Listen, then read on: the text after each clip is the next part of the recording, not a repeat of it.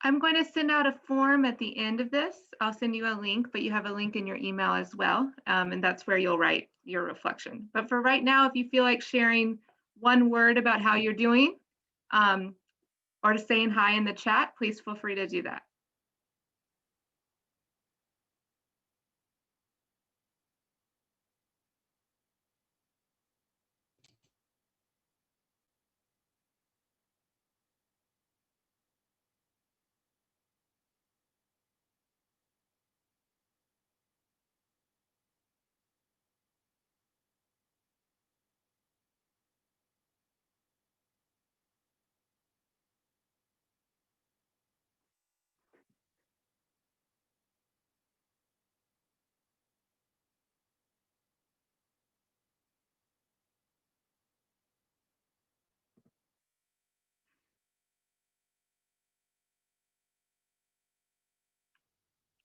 I'm going to wait 2 more minutes. While we're waiting, does anyone want to give a reaction or share an appreciation for our history team, Miss M, Miss Hyatt, and Miss Evans, who took over Instagram today? They did an awesome job of making Election Day exciting and fun, and also connecting with us about what we're all feeling today. So thank you to Miss Hyatt, Miss Montgomery, and Miss Evans for taking over our school Instagram today. Please share a reaction or appreciation in the post or in the chat.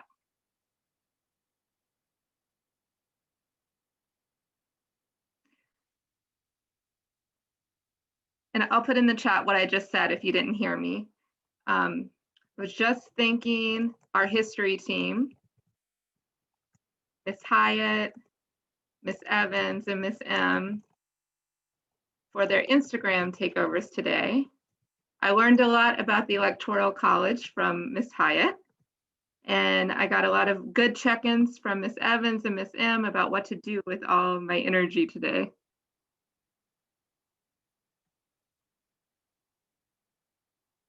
I agree, waking up to their faces was very nice.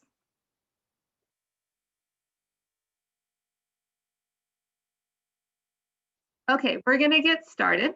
I'm going to first introduce why we're having this Election Day event and why we put some effort into making Election Day special for you guys. And then I'll introduce our guest speaker. While I'm talking, if I could get our co-host, Ms. Hyatt or Ms. Montgomery to admit people to the Zoom, that would be great, thank you. And I wanna just make sure we're recording. I believe we are. Hi. I'm really excited about today. So first I want to explain where this came from and why we're having an assembly on Election Day. And I'm going to share a little bit about why this is important to me. So first of all, if I haven't met you, I'm Brianna Shavar. I'm your Director of Curriculum and Instruction.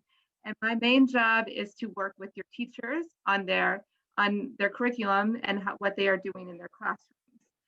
But you guys have seen me in a lot of different spaces, and I'm excited to get to talk to you today. When I first started teaching about 15 years ago, I was a history teacher and also a creative writing teacher at the Oakland School for the Arts. And I became a history teacher because I grew up in Mississippi, and during college, I got to participate in this research study around where I got to meet a lot of different people who fought in the civil rights movement, who fought for the right to vote. And hearing them speak about the sacrifice they made and what they had to do to make sure that they had this right, and to hear them fight for our democracy, it inspired me to be a history teacher. Election Day is always an important day for me because I know how valuable and how important the right to vote is, and how precious it is that we uphold it and we honor it and we do our civic responsibility of voting every year. So one of the things I want to make sure that I do as your Director of Curriculum is that I inspire and we work hard and we celebrate the right to vote and we acknowledge Election Day every year to make sure that this is something that is important to you growing up. So that's why we're having the assembly today, to share with you what voting means to us and why it's important to speak up for what you believe in and to be an activist. So I'm just going to check the chat really quick. Oh, thank you, Miss Hyatt. So now it is my pleasure to introduce to you our guest speaker today. So when I think about someone who uses their voice and uses their art,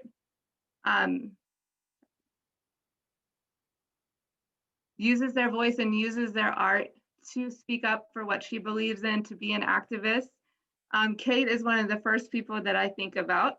I met her when I was a teacher at the Oakland School for the Arts in the Literary Arts Department. She came in as a guest artist, eventually took over the department, and since we've worked together, she's had a really inspiring journey to becoming a best-selling author who's demonstrated how you can be an activist and how you can use your voice to make positive change.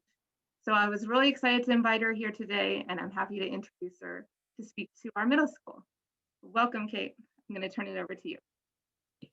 Great. I will unmute myself. Thank you so much, Ms. Shavar, or Brianna, as I call you. And hello, everybody. I am going to put you on grid so I can see people, I think. And so, Ms. Shavar, am I correct? Let me just get my, sorry. Am I correct that I am talking until 3 with this group, yeah? Okay, just so I have a sense of time. So hi, everybody. Thank you for tuning in and listening to me. Again, my name is Kate Schatz, and I am an author. And I am going to talk to you about the books that I've written, and I'm happy to answer your questions. And as Ms. Shavar said, I am an author. I'm also an activist, and I've been involved in political activism and fighting for racial justice, for women's rights, for the environment since I was your age. I really got started both really loving writing and really caring about the world and caring about figuring out how to make the world a better, more fair place when I was in middle school. That's kind of where my journey began.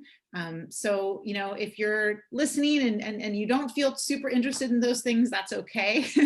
But I do want to share that I was about your age when those things really came together for me. So the books that I write, and what I'm going to say, I'm going to talk to you guys for just a little bit about the work that I do. And I was going to read you a little excerpt from one of my books, but I love answering questions.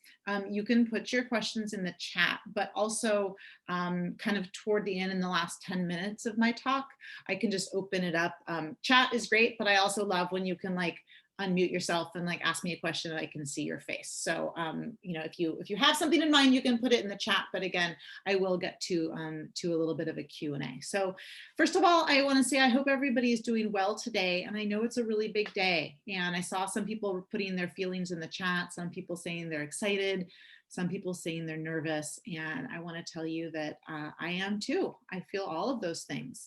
Elections are powerful and important. And I can remember pretty much every election, maybe not when I was like a really, really little kid. But again, I think it was, for me, it was when I was in middle school, when I started really paying attention and to elections and really caring about them. And I've been involved in every presidential election since then. I've worked for candidates, I've knocked on doors, I've made phone calls, I traveled all over Nevada to elect Barack Obama, and didn't get to do it in that way with this election because we also have this whole global pandemic thing happening. So, you know, so one thing I will say is what I write about mostly is history. So, so Ms. Shavar used to be a history teacher.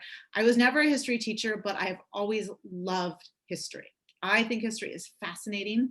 And from a young age, I was most fascinated by the histories that no one else seemed to be talking about. So when I was like in middle school and high school, the histories that we learned, like in the textbooks, I thought were actually pretty boring, and it didn't connect with me. I didn't feel like it had to do, it seemed like a bunch of dead white men who lived a long time ago and had a lot of money and maybe were president and had a lot of power and fought some wars. And that didn't resonate with me.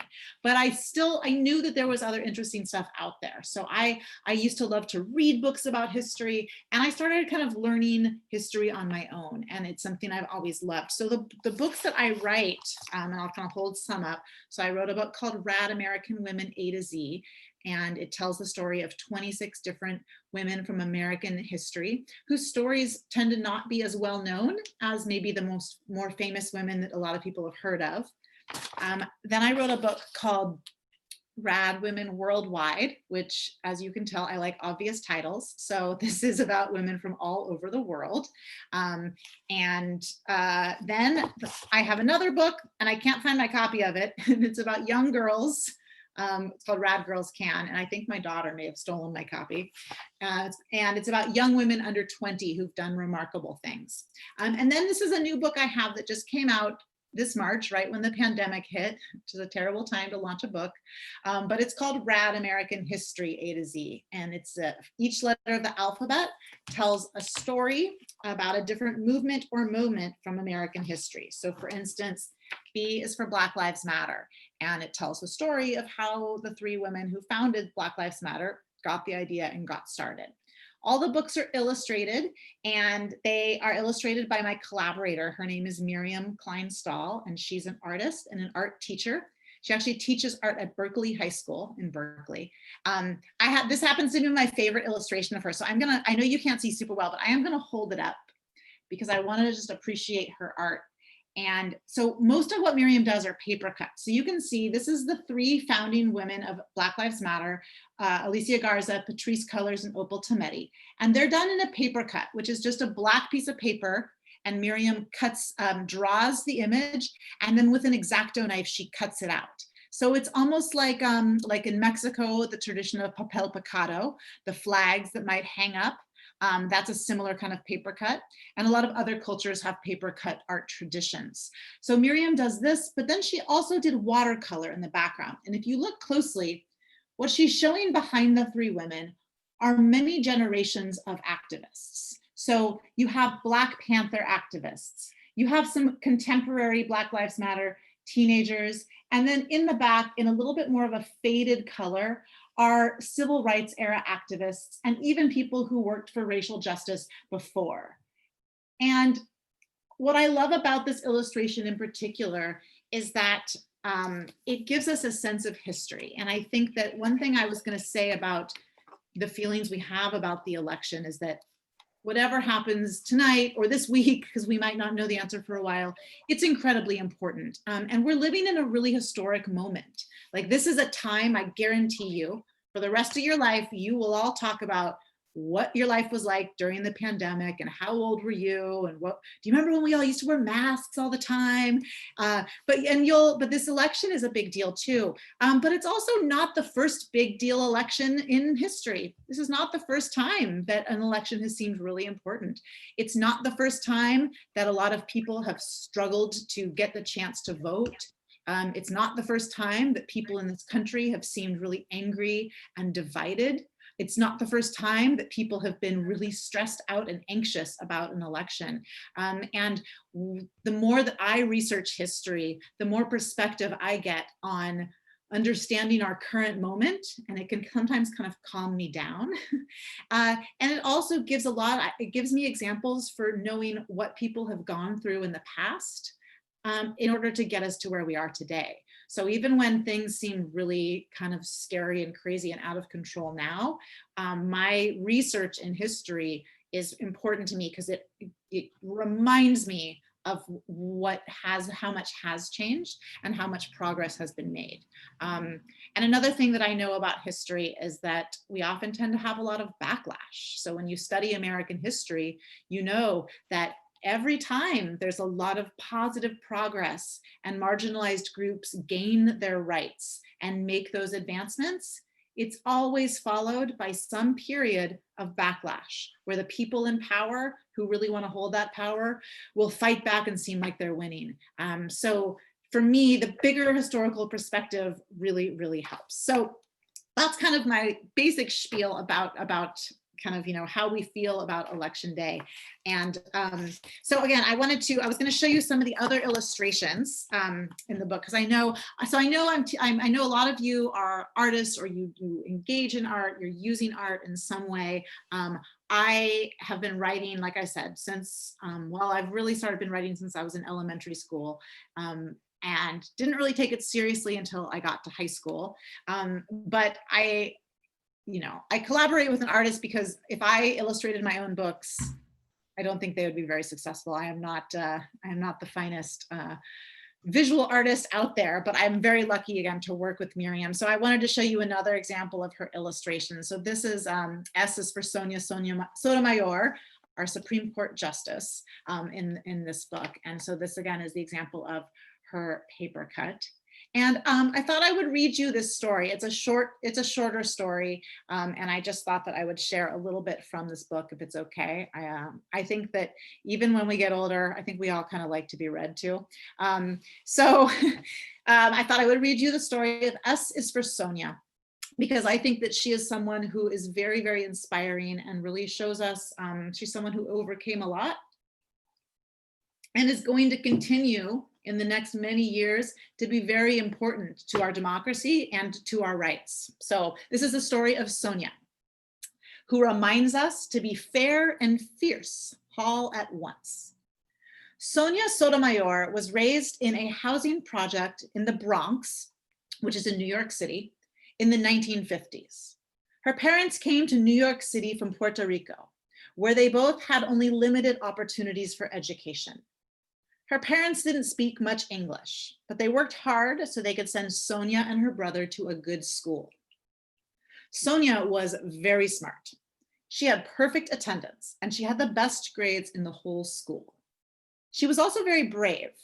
When Sonia was 7, she was diagnosed with juvenile diabetes, which is a disease that affects the way your body digests sugar. She had to give herself a shot of insulin every day, and she did it all by herself. Even as a child, Sonia loved the law. She read all of the Nancy Drew books, and she thought that she might become a detective like Nancy Drew. But then she learned about judges and lawyers, and she changed her mind.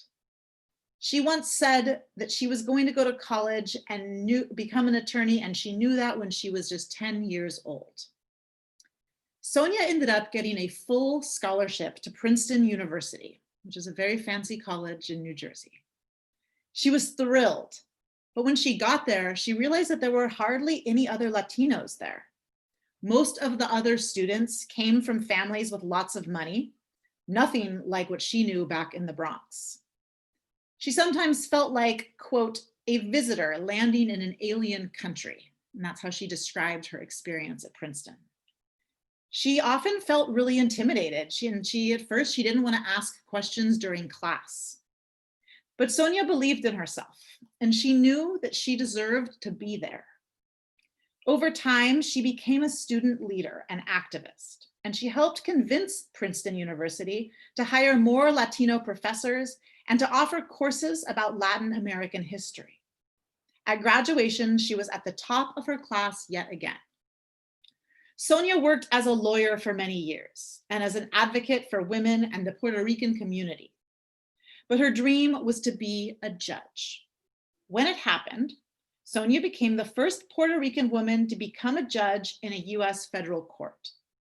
In 2009, President Obama called Sonia to see if she would like to join the Supreme Court, the most important court in the United States.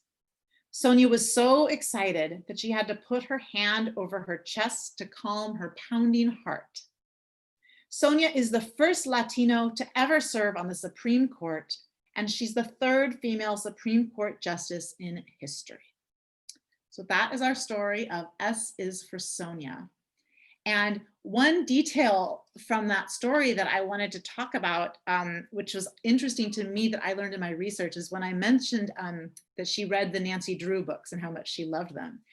And when I was doing my research, I learned that all 4 of the women who've been on the Supreme Court up and not including the one that was just appointed. Elena Kagan, Ruth Bader Ginsburg, Sonia Sotomayor, and Sandra Day O'Connor, all of them grew up reading and loving the Nancy Drew book. So if you've never read a Nancy Drew book, I actually have all of my childhood copies right up there.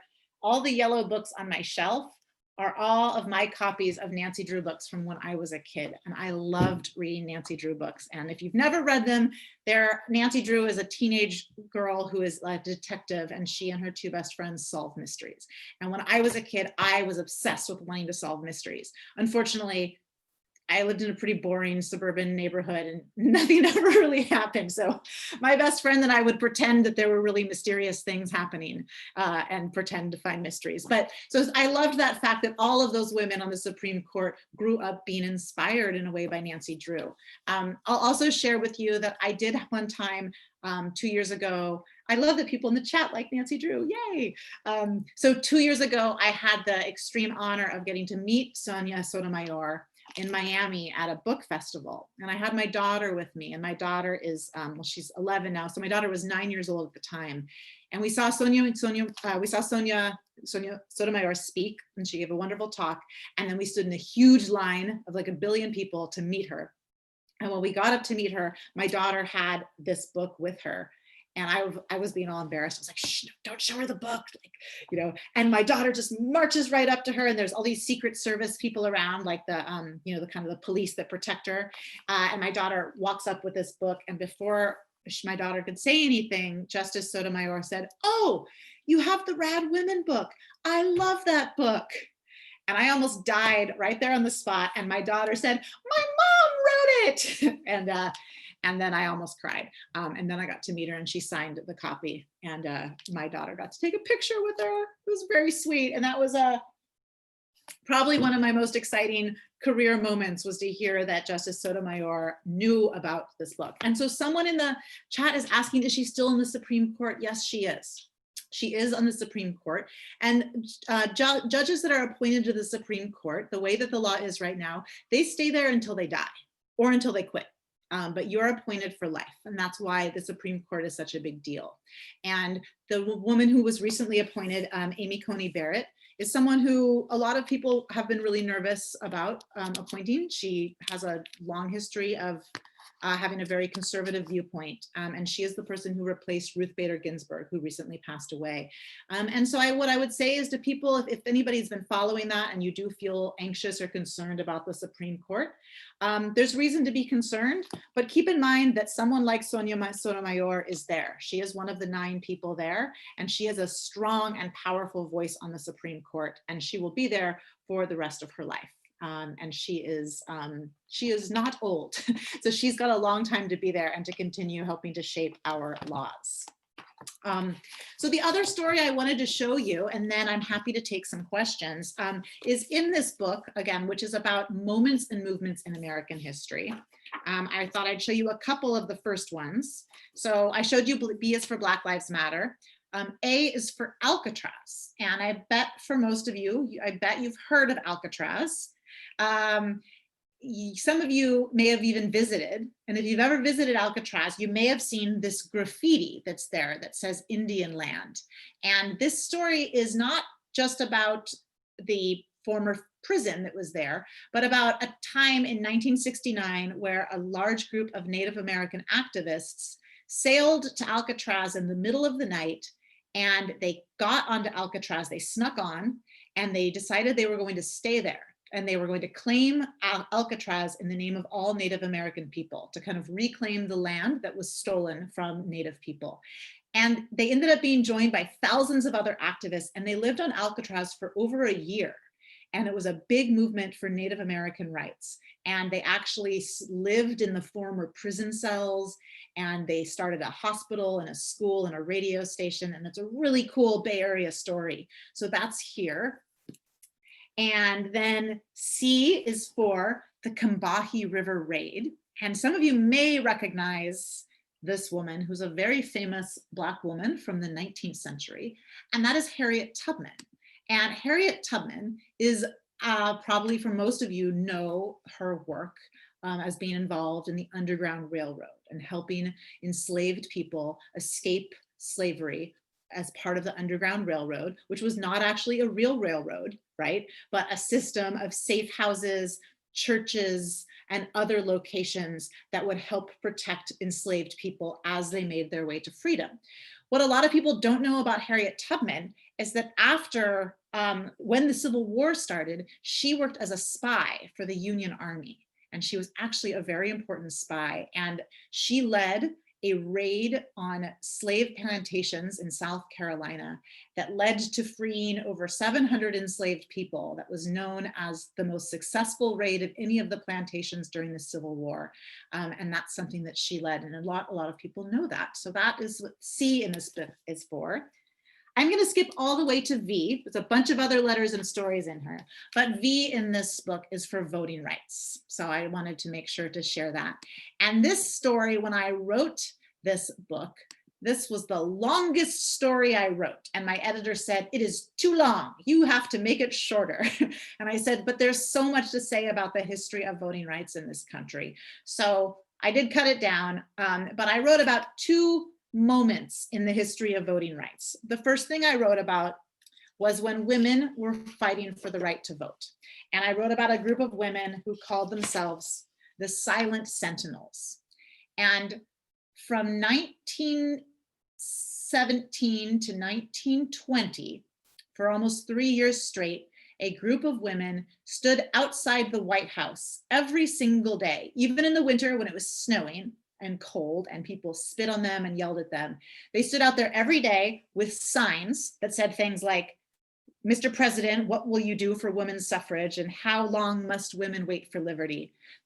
They stood out there every day to demand their right to vote until the 19th Amendment was passed in 1920. The other story that I tell is the story of Fannie Lou Hamer, who was one of the most powerful activists in the civil rights movement. And Ms. Shavar at the beginning mentioned being inspired by learning the stories of civil rights activists in Mississippi, where she grew up.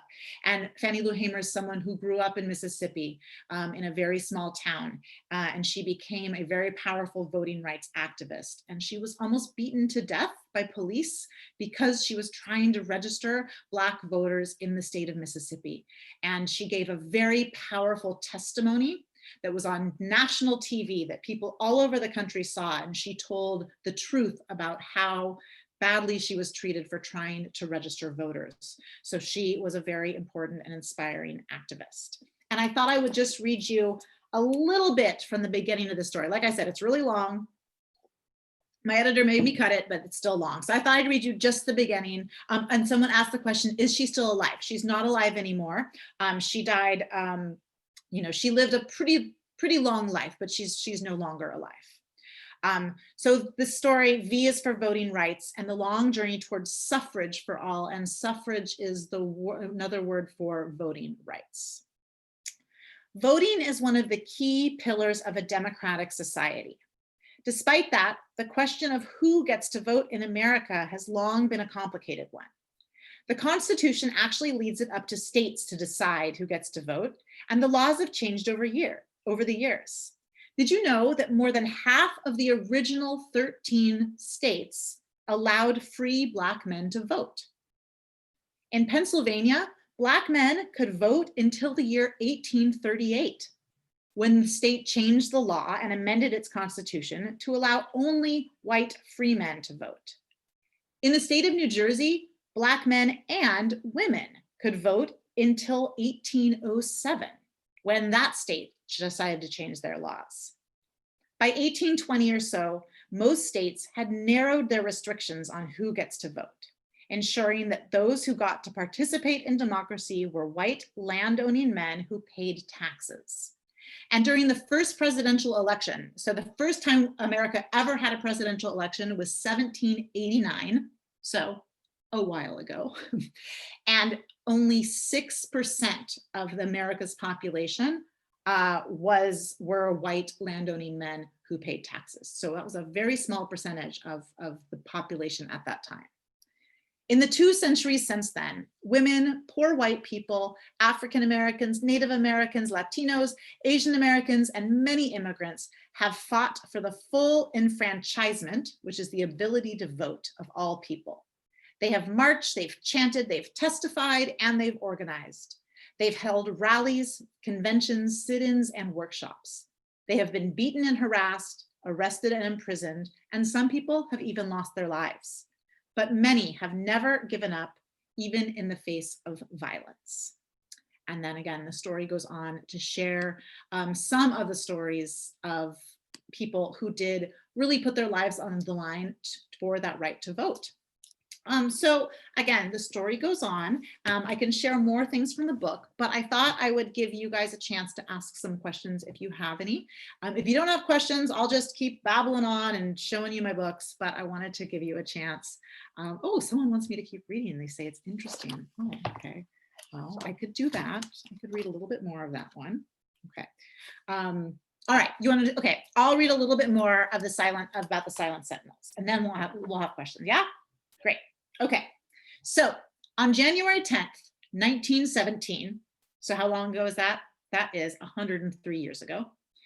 A group of white women stood silently in front of the White House in Washington, D.C. It was freezing cold, and they wore coats and gloves and scarves. They also wore sashes in gold, purple, and white, and those were the official colors of the women's suffrage movement. The day before that, 300 women activists had met with President Woodrow Wilson. They were trying to convince him to finally give American women the right to vote. But President Wilson pretty much ignored them. His argument was that he was focusing on World War I, and he was trying to decide whether the United States should enter World War I and fight for freedom overseas. Basically, the women's argument was, why should we be fighting for other countries' democracy when more than half of America can't even vote, right? The activists were members of the National Women's Party, and they told President Wilson that they were going to show up at the White House every single day until he changed his mind. And they actually literally did that, beginning on that freezing January day. They kept coming back, and they became the first people ever to picket the White House in protest. And to picket means to basically march in front of somewhere with signs and kind of make a demonstration in front of like a business or an area. They called themselves the Silent Sentinels, and they showed up 6 days a week. They took Sundays off for over 2 years. More than 2,000 women traveled to Washington, D.C. from 30 different states to take their turns on this picket line. So it wasn't just local women. People from California took trains all the way to Washington, D.C. to have their chance to stand in front of the White House with these signs.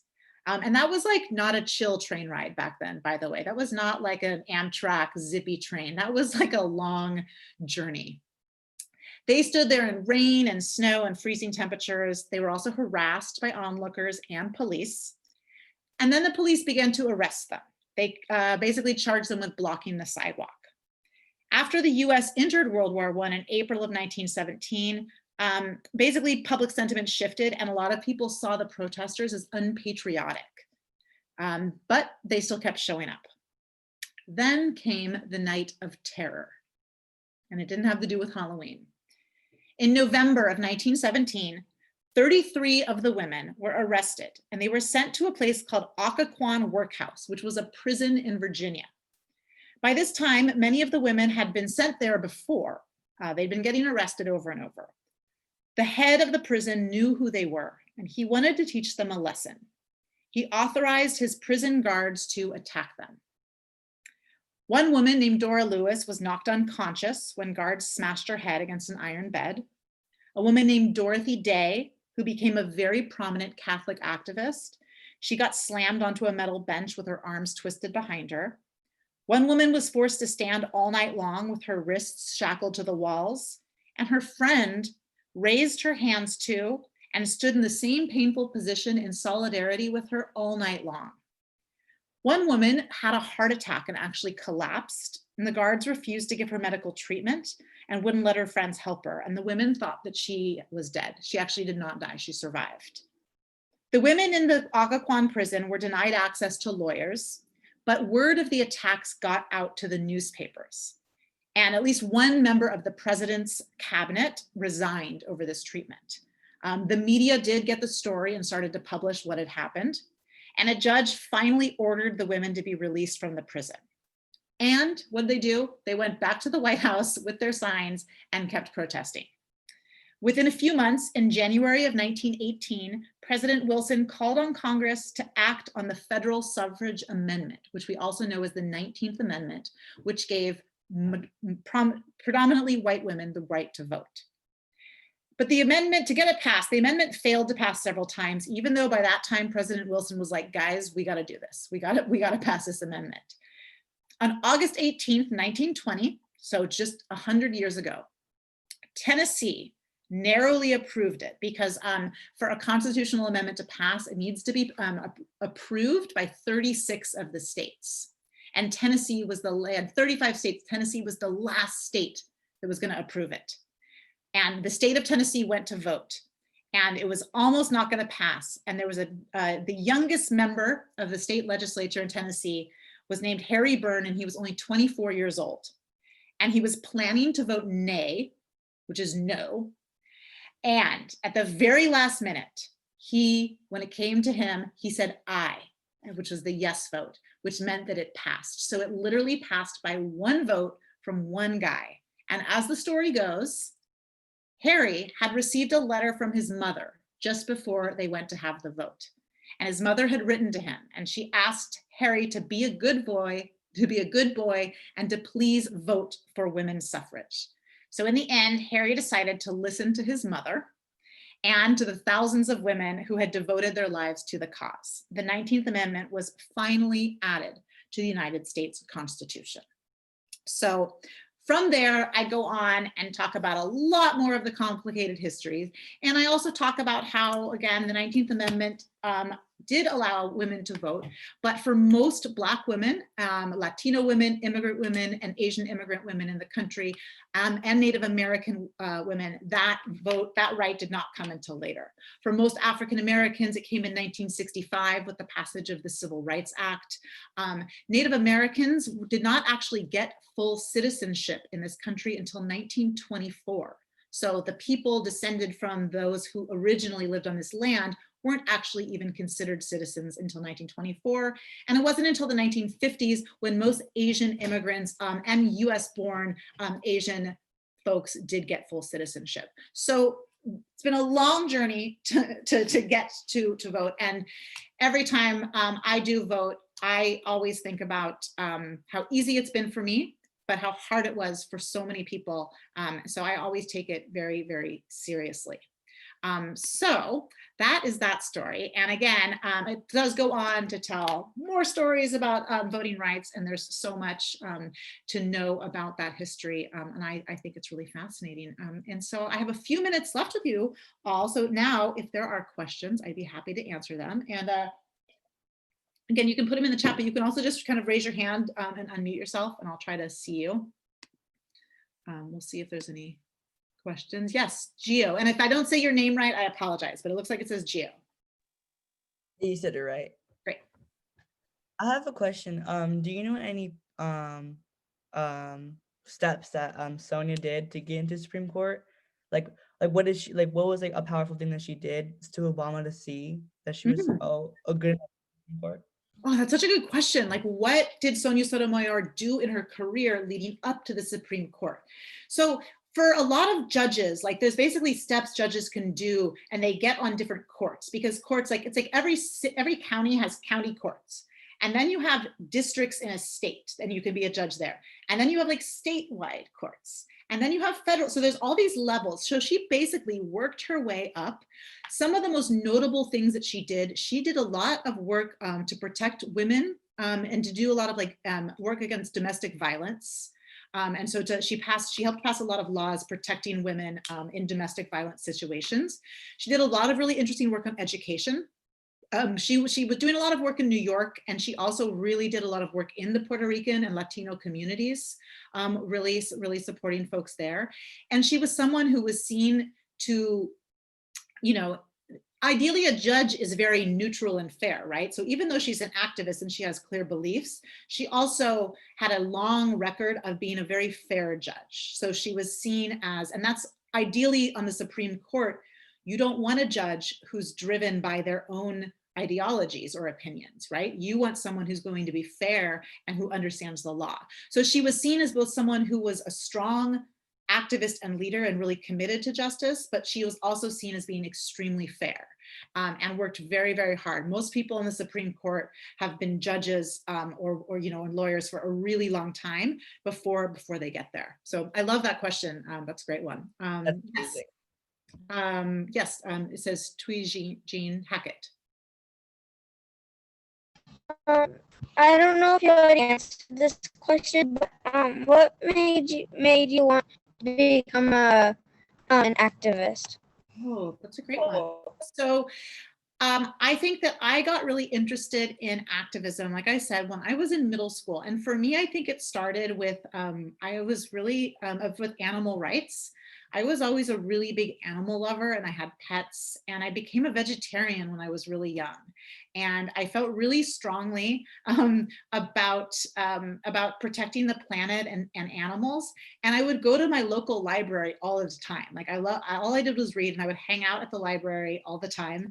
And the library had this big table with flyers and pamphlets and information. And I used to see a lot of flyers from different organizations that worked on animal rights and environmental rights.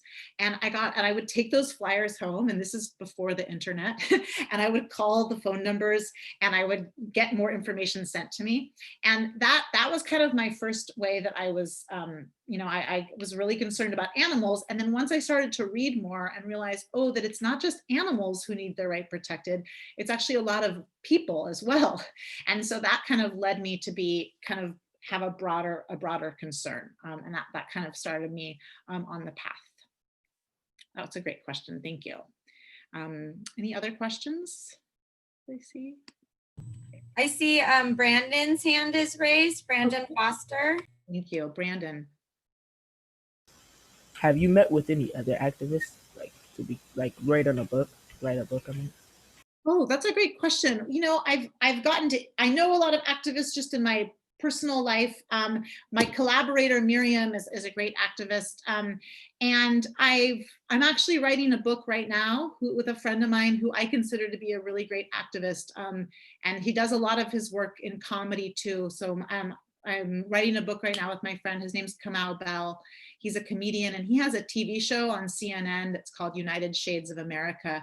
And it's a really interesting show where he travels around the country and talks to all kinds of different people.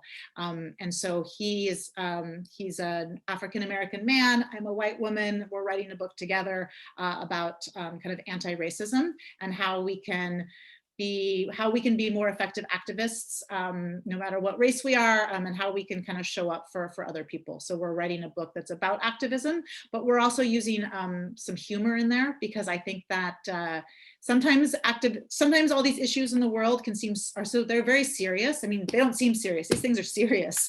And activism can seem like really serious and angry, but I think that humor and art can be really effective tools for making change, especially when everything seems so serious and scary. So we're working on this project that really uses a lot of humor. And I see that someone asks me how long it takes me to write the books. And I'll tell you a secret, and you know, it's not really a secret, but it's a thing I realized, which is that so I'd say that it takes me about a year total to write the books, like with all the research and everything. But the writing process isn't just the part where I'm sitting down actually writing the words, right? So if you're a painter, you know, your art process doesn't start just when you start putting the paint on the canvas. It's all the time that you spend thinking about your idea and working on it and brainstorming. So this book, I wrote it and researched it in about a year, but I'd had the idea for it like 4 years ago, probably, and was always kind of thinking of it in the back of my head. So I think that there's I'd like to say start to finish a year for a book, but there's also a lot of other time that I'm really thinking about it, you know, without actually officially writing it. And I think I probably have time for like one more question if anybody has one. But I get to talk to the high school students next. Hey, can you hear me all right? Yeah, Have you ever thought of doing your research on something like somewhere else, like South America? yeah. Being, I'm not deciding because I'm Incan, but like, have you ever just thought of researching, about like South American? Mhm. Yeah, so most of the books that I've written have been focused on American history because that's what I know best. But in this book, Rad Women Worldwide, I did write about women from all over the world, from every continent, including Antarctica, because I write about 2 Arctic explorers. But I did write about a number of South American women. So as my last act here today, I'll show you. So I wrote about the Madres de la Plaza de Mayo from Argentina. And I wrote about Marta, one of the world's greatest soccer players, who's from Brazil. And I wrote about the Quintraman sisters, who are indigenous environmental activists from Chile. And I read about Policarpa Salvarrieta, who was a Colombian freedom fighter. And I read about Bastardia, who is a graffiti artist from Colombia, who also does amazing graffiti all over the world. Yeah, those are the South Americans. And I'll leave you with the fact that the Bastardia is this amazing graffiti artist, and one of her signature moves, she'll do a huge piece of graffiti, like a giant painting on a building, and then she throws glitter all over it. And the glitter dries in the paint. So she does these huge murals all over it that actually just are full of glitter and sparkle, which I love. So I will leave it there because I know we have a next group. Thank you for listening, and I hope that everybody can stay really calm and chill and patient tonight and over these next few days. And whatever happens, we are living in extraordinary times that you're always going to remember. So at least 2020 wasn't a boring year. We can say that. All right, guys, please join me in thanking our guest artist today and welcoming Kate. Thank you so much for being here with us. If you guys want to share a reaction or say thank you in the chat. We wish you all the best election day. Wish you lots of health and safety. And we are thinking about you, and we are here for you, and we will be here for you tomorrow as well. I'm going to end this meeting now so we can get to the high school assembly. So I've got to kick you out. But enjoy the rest of your day. Don't forget to fill out your reflection. It is also in your email, and your arts teachers will be looking for it. Have a great afternoon. Thank you, everybody. We got this.